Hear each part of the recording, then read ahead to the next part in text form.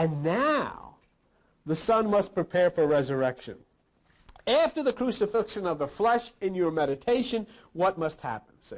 And this is what's happening. It happens to Jesus in the story. It happens to the Son astronomically. It must happen to you. And this is the statement that Jesus was referring to when he says you must be born again. There must be a birth out of the Virgin. There must be a crucifixion. There must be a balance in your life. There must be Virgo, or there can be no child born within you. There must be Libra, or there can be no balance in your life between your spiritual and physical. There must be an understanding of Scorpio, that which will betray you from the flesh to that which is the spirit. There must be this crucifixion of the five senses. There must be entombment in this meditation. And if all of these things take place just as it takes place in the sky, and I mean this is an astronomical, cosmological fact, if all of these things take place within inside of you, then you will be born again.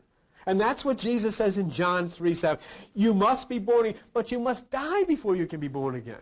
And the Son cannot be born on December the 25th, which is today, Christmas Day. The Son cannot be born today unless it dies on December the 21st.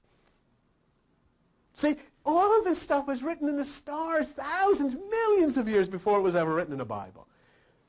See? So in order for the Son to be born, it first must come out of a virgin.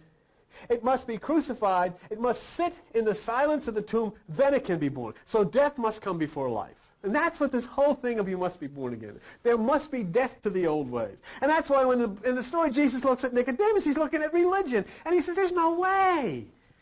Look at all of your Bibles. Look at all of your religions. Look at all of your doctrines. Look at all of your beliefs. There's no way. You've got to die from all of that stuff in order to be born again. You've got to give it all up. That's why we said last night, okay, a lot of people will judge church on the number of people that come to it, but this is a revolution. We're in a revolution. We are part of the revolution, and revolutionaries do not attract a whole lot of people. But I'll tell you something. I would rather positively change one person's life than negatively change 10,000. And what I have seen of the thousands or the millions who have subjected themselves into the religious circles is there's been a negativity. Violence and fear. One of the things we said last night as we had this candlelight service, I said, you know, if nothing else ever happened in this particular room, what can we say is wonderful? That we went through the whole year of 1994, and little children came into the school back there, little schoolroom, and little children came in here, and never once did a little child hear that they had guilt, that they had sinned, that there was a devil, that there was demons, that there was hell, that it was all of this Armageddon. Never do we build in fear or guilt to children. And you know, if nothing else we've done, that's a celebration.